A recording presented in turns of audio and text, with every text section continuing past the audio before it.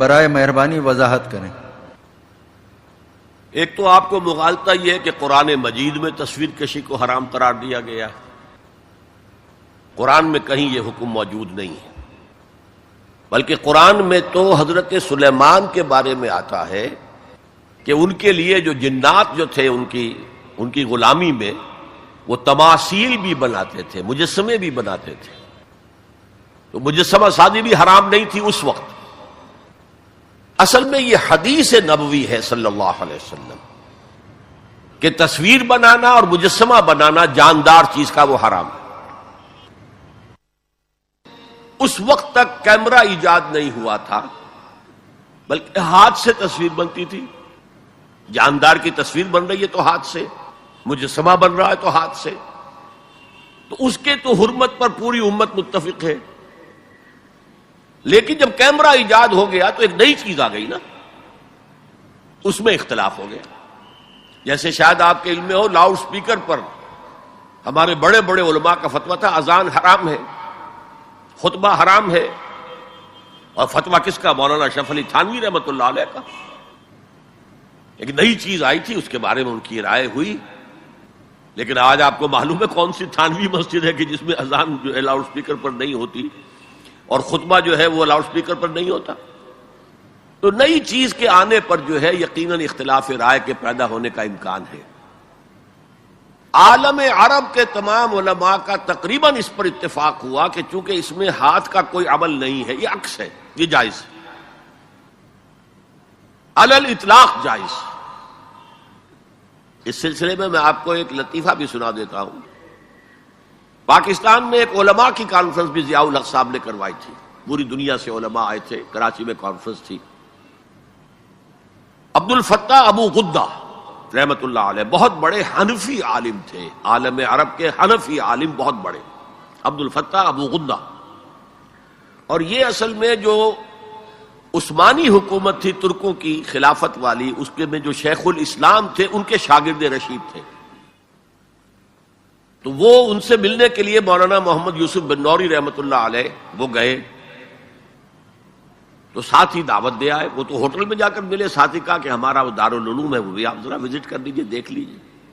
وقت مقرر ہو گیا۔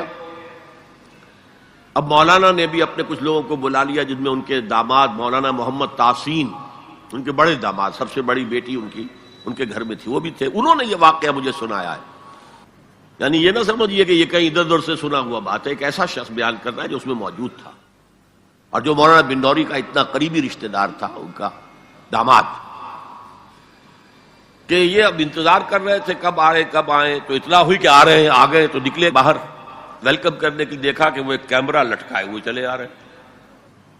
اب یہ انہوں نے محسوس کیا یہ اتنا بڑا عالم دین، اور یہ کیمرہ جیسے عام جو ہے لوگ لڑکے بالے لیے پھرتے ہیں کیمرہ، تو وہ اس طریقے سے وہ کیمرہ لیے پھرے۔ لیکن کیا کہیں، مہمان ہیں، کچھ کہہ نہیں سکتے۔ آ گئے، بیٹھ کر انہوں نے اپنا کیمرہ کھولا اور کہا ذرا ٹھیک ہو جائیے، سورہ اجتماعیہ، میں چاہتا ہوں ایک اجتماعی تصویر ہو جائے گروپ کی، سورہ اجتماعیہ۔ اس پر چیخ پڑے مولانا بن نوری، حرام حرام حرام، ہم نہیں کریں گے۔ انہوں نے کیمرہ تو بند کیا، لائیے دلیل، حرام ہونے کی دلیل کیا ہے؟ جو دلیل انہوں نے دی وہ کاٹ دی، جو دلیل دی وہ کاٹ دی، جو دلیل دی وہ کاٹ دی۔ آخر میں مولانا بن نوری کو کہنا پڑا کہ ٹھیک ہے یہ حرام نہیں ہے، لیکن یہ خلاف تقویٰ ہے۔ آپ نے کہا ٹھیک ہے، آپ اس پر قائم رہیں، خلاف تقویٰ ہے، مجھے اس پر کوئی وہ نہیں ہے، لیکن یہ کہ آپ حرام کہیں گے تو مجھے دلیل دینی پڑے گی۔ آپ قرآن و سنت کی روح سے تصویر کشی حرام ہے، تو یہ آپ کے سامنے جو اتنے بڑے بڑے ویڈیو کیمرے گھوم رہے ہیں، یا ٹی وی پر آپ کی جو تصویر آ رہی ہے، آیا یہ صحیح ہے یا اچھا ہے؟ یہ سوال کر لیا۔ دیکھیے، کتاب و سنت کی روح سے جو چیز حرام ہے وہ ہاتھ سے تصویر بنانا ہے، کیمرہ تھا ہی نہیں۔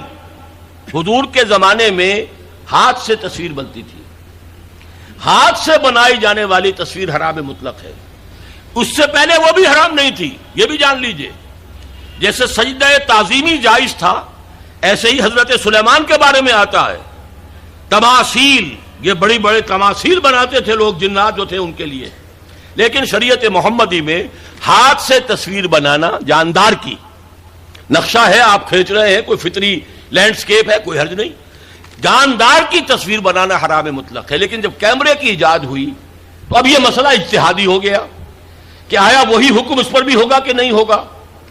عالم عرب کے علماء جو ہیں چوٹی کے، وہ اس کے قائل ہیں کہ اس پر اس حکم کا اطلاق نہیں ہوتا، ہاتھ سے بنانے والی تصویر پر ہوگا.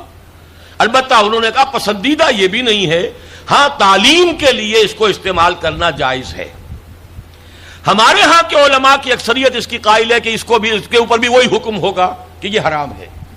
وہ بھی کہتے ہیں کہ کسی معاشرتی ضرورت کے لیے جائز ہے، پاسپورٹ کے لیے جائز ہے، مجرموں کی شناخت کے لیے جائز ہے، میڈیکل ایجوکیشن کے لیے جائز ہے، وہ اس کو جائز کہتے ہیں.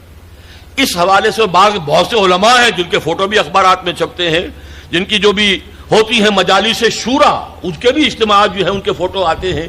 تو عمل بہت سے حضرات کا مختلف ہے، لیکن ہم عمل کی بات نہیں کر رہے. ان کی رائے یہ ہے کہ حرام ہے، البتہ کسی معاشرتی ضرورت کے لیے جائز ہے.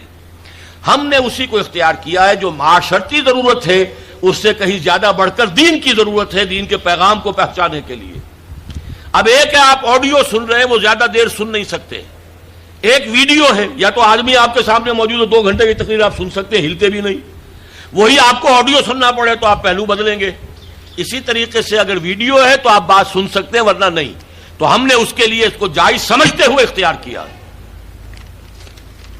اور یہاں بھی بتا دوں، جو سلطنت عثمانیہ، خلافت عثمانی کے آخری شیخ الاسلام تھے علامہ کوثری رحمت اللہ علیہ، ان کے شاگرد رشید عبد الفتاح ابو غدہ، یہ اس وقت فقہ حنفی کے عالم عرب میں سب سے بڑے ماہر ہیں. ان کے نزدیک بھی جائز ہے.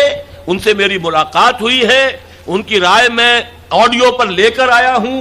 بلکہ اب یہ وقت زیادہ صرف ہو رہا ہے، وہ تو یہاں پر جب آئے تھے ضیاء الحق کے زمانے میں ایک علماء کی انٹرنیشنل کانفرنس ہوئی تھی. ایک تو علماء جو ہوتے تھے کنونشن اسلام آباد میں تو مقامی علماء کے ہوتے تھے، ایک انٹرنیشنل، اس میں وہ بھی آئے تھے. تو مولانا سید محمد یوسف بن نوری رحمت اللہ علیہ ان کے مقام و مرتبے سے واقف تھے. فقہ حنفی کے عالم عرب کے چوٹی کے جو ہیں وہ استاد ہیں. ملنے گئے ہوٹل میں، تو ظاہر بات ہے کہ جب وہ گئے تھے تو انہوں نے کہا میں بھی آؤں گا. آپ کیا یہ دعوت دے کر گئے کہ آئیے ہمارا دارالعلوم دیکھیے. وہ آئے. انہوں نے اپنے داماد کو مولانا محمد تحسین صاحب کو بھی بلا لیا، وہ ابھی زندہ ہیں، ان سے اس واقعے کی توثیق کرائی جا سکتی ہے. انہوں نے یہ واقعہ مجھے بتایا کہ جب وہ میں بھی تھا وہاں بیٹھے انتظار کر رہے تھے، جب بتایا گیا کہ آ گئے ہیں علامہ کوثری صاحب، وہ علامہ عبد الفتاح ابو غدہ، تو ہم سب اٹھ کر باہر نکلے. دیکھا ان کے گردن میں کیمرہ لٹک رہا ہے. اب ہم بڑے پریشان، یہ کیا ہے؟